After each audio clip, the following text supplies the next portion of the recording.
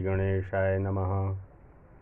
वंशीविभूषितकरानवनीरदाभात् पीताम्बरादरुणबिम्बफलाधरोष्ठात् पूर्णेन्दुसुन्दरमुखादरविन्दनेत्रात् कृष्णात् परं किमपि तत्त्वमहं न जाने। कृष्णात् परं किमपि तत्त्वमहं न जाने। मैं वेंकटेश शर्मा, सहायक प्राध्यापक, गुरुकुल संस्कृत महाविद्यालय बैरगनिया, सीतामढ़ी, आज की ऑनलाइन कक्षा में शास्त्री सामान्य एवं शास्त्री प्रतिष्ठा तृतीय खंड के विद्यार्थियों का हार्दिक अभिनंदन करता हूं, स्वागत करता हूं। आज की कक्षा अनिवार्य प्रथम पत्र की है। कल की भांति आज भी हम लोग संस्कृत साहित्य का इतिहास से भारतीय दर्शन के बारे में अध्ययन करेंगे। कल हम लोगों ने सांख्य दर्शन के बारे में जानकारी हासिल की थी। आज हम लोग भारतीय दर्शन का एक महत्वपूर्ण अंग योग दर्शन के बारे में जानेंगे। महर्षि पतंजलि द्वारा प्रतिपादित योग दर्शन मोक्ष प्राप्ति को ही जीवन का परम लक्ष्य मानता है और इसकी प्राप्ति के लिए विवेक ज्ञान के साथ साथ योगाभ्यास पर भी बल देता है। योग दर्शन सांख्य दर्शन की तरह ही द्वैतवादी है, परंतु योग दर्शन में ईश्वर को भी शामिल किया गया है। वास्तव में सांख्य और योग दर्शन में काफ़ी नज़दीकी है, काफ़ी निकटता है। योग दर्शन में योग के उद्देश्य, स्वरूप और पद्धति का विवरण मिलता है। बंधन का कारण अविवेक है। प्रकृति और पुरुष की भिन्नता का ज्ञान न रहना ही बंधन है। बंधन का नाश विवेक ज्ञान से ही संभव है। विवेक ज्ञान का तात्पर्य पुरुष और प्रकृति के भेद का ज्ञान। आत्मा को अपने वास्तविक स्वरूप का ज्ञान हो जाना ही उसकी मुक्ति है। योग दर्शन आत्मज्ञान अर्थात आत्मा की मुक्ति के लिए योगाभ्यास पर बल देता है। योग का अर्थ है चित्तवृत्ति का निरोध। योगः चित्तवृत्ति निरोधः।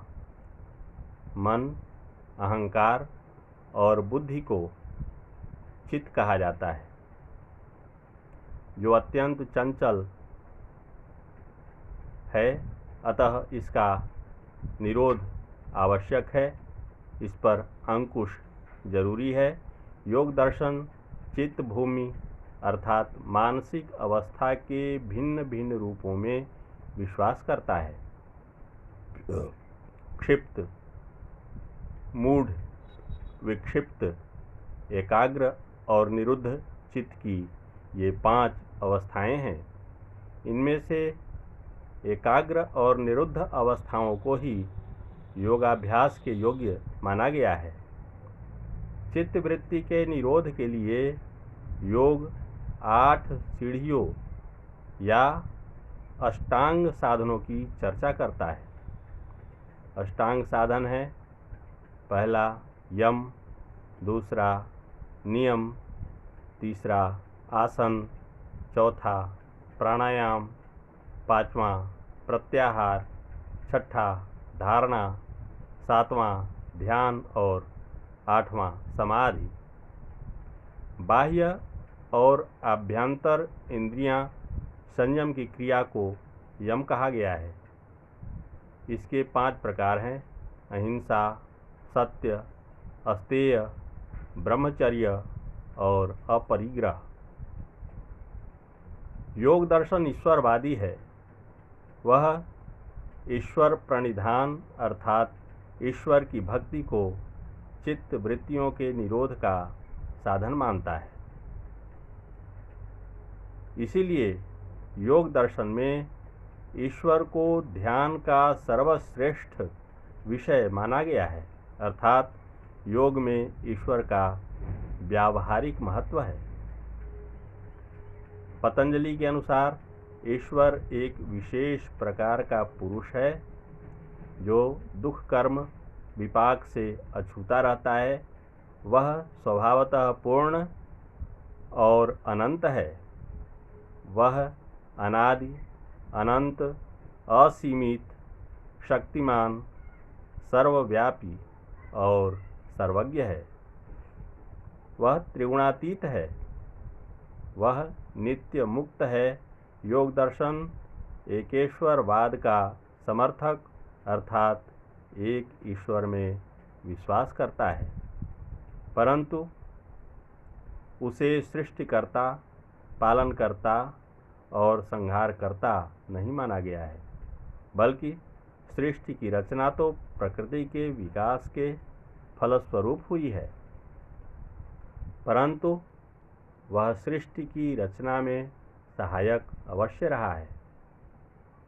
योग दर्शन ईश्वर को दयालु, अंतर्यामी, वेदों का प्रणेता और धर्म ज्ञान व ऐश्वर्य का स्वामी मानता है।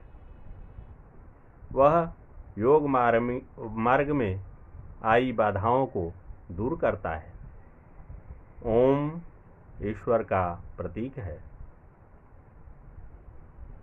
अब हम लोग भारतीय दर्शन का एक महत्वपूर्ण विधा मीमांसा दर्शन, जिसके बारे में सामान्य जानकारी हासिल करेंगे। मीमांसा एक आस्तिक दर्शन है।